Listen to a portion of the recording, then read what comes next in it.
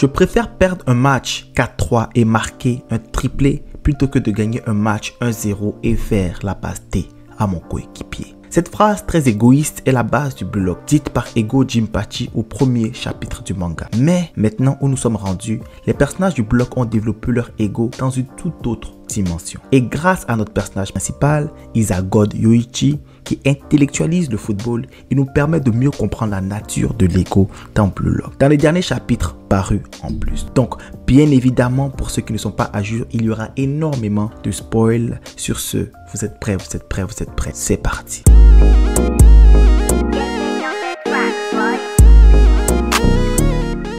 Donc, dans cette vidéo-là, nous allons nous attarder sur 4 points. Le premier point, c'est quelle est la nature de l'ego et quels sont les différents types d'ego. Nous allons voir ensuite les avantages et les inconvénients des deux types d'ego discutés dans la vidéo. Et le troisième point, ça sera quel personnage possède quel type d'ego. Donc, quel diamant brut possède quel type d'ego. Et le dernier point, ça va être un point sur moi, Melky. Quel est l'ego? Comment Melky, moi-même, je peux me classifier parce que, à mon humble avis, cet ego-là, il peut être retranscrit dans la vraie vie. Et c'est intéressant de se poser la question. Et je vous invite à le faire vous-même dans les commentaires pour ceux qui veulent savoir quel type d'ego je suis. Il est important de rester jusqu'à la fin pour pouvoir le déduire. Donc, pour commencer, l'ego désigne le moi, c'est-à-dire la représentation et la conscience que tout individu a de lui-même. L'ego est perçu souvent comme la substance de notre personnalité, ce qui nous permet de nous différencier. Souvent, c'est l'ego. Et dans le Blue Lock, on peut différencier deux types d'ego et il y en a peut-être plus, mais jusqu'à présent, il y en a deux types d'ego qui sont clairs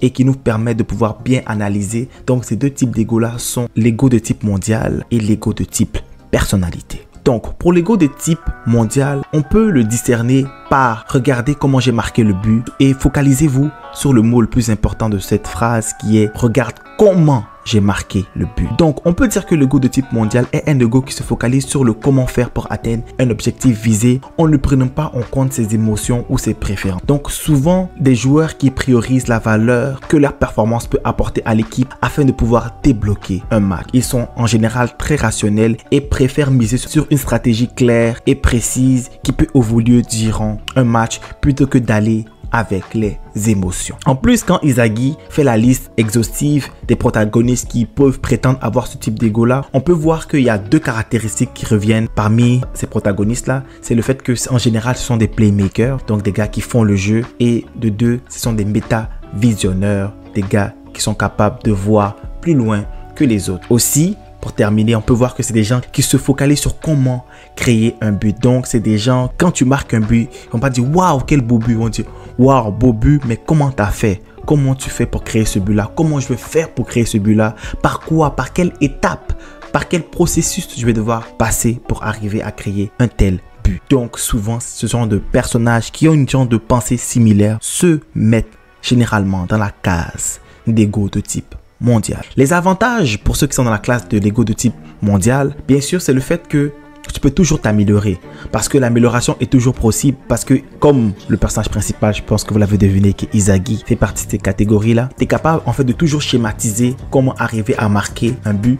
Donc vu que tu schématises ces étapes-là, il est facilement interchangeable ou il est facilement remplaçable une étape pour arriver à un meilleur résultat. Vu que tu intellectualises le football, tu connais le processus pour marquer et tu es en mesure de le répéter à plusieurs reprises. Donc c'est des personnages qui possèdent énormément d'intelligence de jeu. On peut le voir dans leur action, dans leurs mouvements, dans leurs paroles et dans la manière qu'ils intellectualisent ou ils pensent le football. C'est quelque chose de très rationnel. Donc c'est des joueurs qui ont un haut IQ footballistique et c'est des joueurs aussi qui sont capables de se renouveler dans les matchs. Par exemple, quand tu peux voir qu'une stratégie ne mène pas un but ou ne mène pas une action dangereuse pour marquer un but, en général ces joueurs-là sont capables de passer à une autre étape ou voire de supprimer l'étape et de faire un plan complet. Isagi l'a déjà fait à plusieurs reprises, c'est-à-dire reschématiser sa manière de penser afin d'arriver à marquer un autre type de but ou avoir un autre type d'action ou à penser d'une manière différente qui va le permettre pour lui de se rapprocher le plus possible de son objectif qui est de marquer ou de devenir un grand attaquant. Donc un objectif qui est même pas lié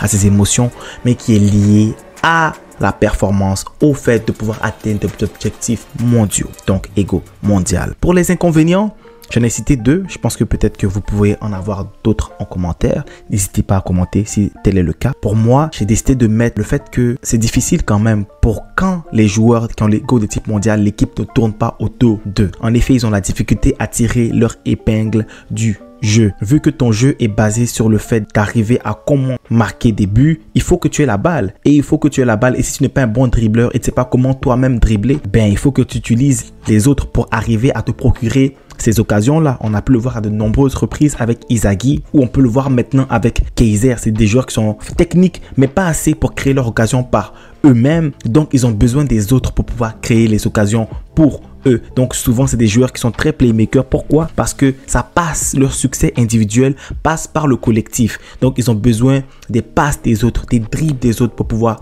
briller. Ou l'inverse, pour les joueurs qui ont cet ego là mais qui sont plus des role players comme Iori, lui il a besoin de jouer pour quelqu'un. En effet, cet ego là permet de créer des situations de but ou des situations dangereuses. Donc souvent quand tu crées ça pour quelqu'un d'autre, c'est bien. Inzaghi aussi l'a déjà fait, parce que n'oubliez pas que Inzaghi a 3 passes décisives dans le bloc. Donc Inzaghi a utilisé son ego à plusieurs reprises pour créer des occasions de but à partir du néant ou à partir d'un schéma de pensée très spécifique. Donc maintenant, pour l'ego de type personnalité, on peut discerner cet ego là par une caractéristique qui est de regardez moi qui ai marqué ce but. Et le mot clé dans cette phrase là, c'est regardez moi. En effet, l'ego de type personnalité priorise sa propre valeur pour accomplir une bonne performance. Ces gens qui possèdent ce type d'ego là, pour qu'ils puissent atteindre leur plein potentiel, ils ont besoin de s'immerger complètement dans leurs émotions, jouer dans leur style de jeu très préférentiel et avoir une raison intrinsèque qui peut leur permettre de montrer la nature de leur personnalité. Les diamants bruts qui ont ce type d'ego misent énormément sur les capacités individuelles et sur le style de jeu pour arriver à marquer des buts. Aussi, ce qui est très intéressant dans ça, c'est que ces genres de personnages, ils ont besoin d'une raison très forte pour pouvoir jouer au football, parce que tout part de cette raison-là. Vous allez voir, quand je vais citer les personnages qui ont rapport avec cet ego-là, vous allez dire oui, c'est vrai, et on va comprendre pourquoi certains, parfois, ils bloquent, parce que ce type d'ego-là, tu joues pour toi, parce que tu joues pour que tu kiffes le foot. Donc, la raison pour laquelle tu joues au foot doit être liée intrinsèquement à la bonne performance que tu fais. Donc, plus que le sentiment intrinsèque pendant que tu pratiques ton sport, il est présent en toi, plus que ta performance sera élevée. Donc, c'est deux égos qui sont complètement différents. Donc, pour les avantages de cet ego-là, c'est que c'est un ego qui est individualiste et tu peux jouer pour toi quand tu veux. Donc, c'est-à-dire que c'est des joueurs souvent qui ont des capacités individuelles de malade, parce que en fait, tu as besoin de capacités individuelles de malade pour pouvoir l'exprimer sur un terrain. Comment tu vas faire pour pouvoir avoir un ego de type personnalité si tu n'as pas de personnalité sur le terrain? Donc, c'est des gars qui ont une forte personnalité à l'extérieur et dans leur style de jeu. Donc, ils ont des styles de jeu très précis. Ils ont des manières de jouer très spécifiques et souvent, c'est quand cette performance très spécifique arrive à maturité ou arrive à être bien étudié dans le match que ceux-ci vraiment ils kiffent le football. En plus, comme j'ai dit aussi, c'est des gens qui sont capables de tirer une motivation intrinsèque en eux, parce que plus que la motivation intrinsèque en eux est forte, plus que la performance liée sur le terrain sera forte. Donc ça vient avec un malus aussi. Donc les inconvénients de ça, comme j'ai dit, c'est que si un joueur n'a pas de motivation intrinsèque, ou si la motivation qu'il a pendant le match est accomplie selon lui, il n'aura plus de raison supplémentaire de se donner. On a pu le voir par exemple, Nagui qui avait commencé à jouer dans la Neo Egoist League et qui avait réussi à atteindre son objectif qui était de battre Inzaghi. Donc après le formidable but qu'il a marqué, il n'avait plus vraiment de raison de se dépasser pour jouer au football. Donc ses performances ont graduellement baissé parce que d'après lui, la raison pour laquelle il jouait au football était accomplie, donc plus besoin de se forcer. Donc ça, c'est un gros malus aussi. Et souvent c'est des joueurs qui n'ont pas une grosse intelligence de jeu parce qu'ils basent tout sur leurs émotions ou ils basent tout sur leur manière de jouer. Il y a des exceptions bien sûr, c'est pas tous les joueurs qui ont peu d'intelligence de jeu qui sont comme ci comme ça. Vous allez voir un peu plus tard dans la vidéo, je vais vous donner 2-3 exemples qui vont vous montrer que peut-être que des personnages sont difficilement classables. Bref, un taux d'intelligence de jeu un peu bas, souvent caractéristique ce type d'individu là. Et souvent ils sont très égoïstes et ils jouent très peu pour le collectif. Ils sont plus portés à jouer pour leur individualité. C'est quand leur individualité brille que le collectif peut briller. Donc ça passe d'abord par le fait que moi je brille avant que mon équipe brille. C'est pas l'inverse. Donc c'est ça. Maintenant nous sommes rendus à la partie où il est temps d'expliquer quel personnage fait partie de quels différents types d'ego et de donner des exemples qui vont nous permettre d'arriver à lister pourquoi lui et pourquoi pas lui. Donc, on va commencer par l'ego de type mondial. Et déjà, j'ai déjà cité le personnage de Inzaghi Yoichi quand j'expliquais tout à l'heure dans la partie des définitions J'ai dû donner l'exemple d'Inzaghi pour que vous arriviez à mieux comprendre. Je pense qu'on est tous d'accord que Inzaghi rentre dans cette catégorie-là. Maintenant, il y a Michael Keiser qui nous a été démontré récemment dans les chapitres 265, 66, 67 qu'il fait partie de la catégorie de type mondial. En effet, le gars de base, il a la métavision. Donc la métavision, grosse intelligence de jeu. La plupart des joueurs qui l'ont, c'est pour ça. Et en plus, on se rend compte que c'est quand il a arrêté de jouer pour contre Inzaghi, c'est-à-dire qu'il a essayé, sa motivation c'était de détruire Inzaghi. Il a vu que non, ma motivation ne doit pas être de détruire Inzaghi, c'est qu'il y a une motivation de type égoïste, de type personnel. Non, ma motivation c'est de devenir le meilleur attaquant au monde. Et comment je vais faire dans ce match pour pouvoir arriver à le faire, c'est de procéder de cette manière, de cette manière, de cette manière-là. Donc, avant qu'il marque son but, c'est exactement le processus mental qu'il a fait dans le chapitre 266, 267, afin d'arriver à marquer son but. Et quand il a marqué son but, il s'est rendu compte que c'est cet ego-là, en fait, qui va lui permettre d'arriver à détruire Inzaghi. Et maintenant, il est plus dans l'optique de détruire Inzaghi, il est dans l'optique de bien jouer pour pouvoir montrer sa valeur au monde. Et à travers cette performance-là aussi, entre autres, détruire Inzaghi. L'un ne renverse pas l'autre. Il y a aussi Yorio, un personnage qui est très intelligent, un playmaker, un joueur en fait qui débloque les situations, qui réfléchit. Lui, on peut le voir qu'à chaque fois qu'il parle, en fait, c'est pour faire une introspection de son football. En général, quand il jouait contre Charles Chevalier, il a intellectualisé un schéma de pensée pour arriver à battre Charles Chevalier avec sa métavision. Il essaie de savoir, penser, réfléchir, comment faire pour y arriver.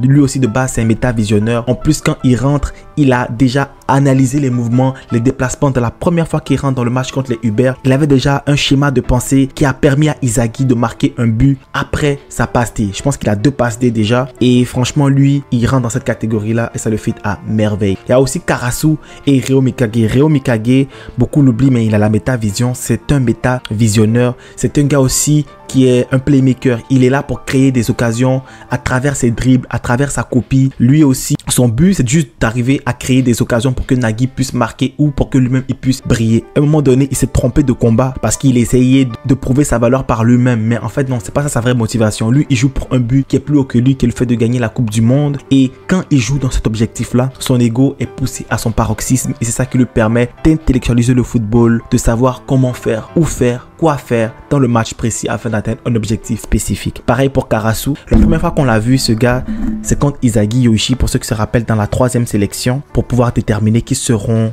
les membres qui vont jouer contre le Japon U20 plus tôt. Karasu, il a directement ciblé dans les matchs des 5 contre 5 Inzaghi parce qu'il a vu que Inzaghi était le point faible de son équipe, le maillon faible, et il allait de manière très rationnelle. Donc lui, comment sa stratégie marche, c'est qu'il cible le plus faible, il le bloque. Ça fait en sorte qu'ils sont en infériorité numérique, il joue sur son mental et cela le permet de prendre un ascendant psychologique où il s'en va vers le plus fort et essaie de bloquer ses occasions comme il essaye de faire dans le chapitre en ce moment dans le match contre le Bastard München où il a vu que Inzaghi polarise les ballons. Inzaghi, le jeu tourne autour de lui. Il a dit Inzaghi, je ne vais pas te laisser faire. Je sais que le jeu tourne autour de toi, donc je viens vers toi. Donc on se rend compte que c'est un gars qui intellectualise le football, même dans sa manière de penser, dans sa manière de schématiser le football, qui crée des occasions. Aussi, il est possible que ce gars ait la métavision. En tout cas, j'espère vraiment qu'il l'aura parce que je pense qu'il est destiné à avoir ça. Parce que tous les gars qui sont dans ce type-là, ils ont tous la métavision. Et j'espère que Karasu aussi, il aura la métavision pour pouvoir compléter et pouvoir surtout valider notre théorie. Il y a aussi Nico, Iki et IQ,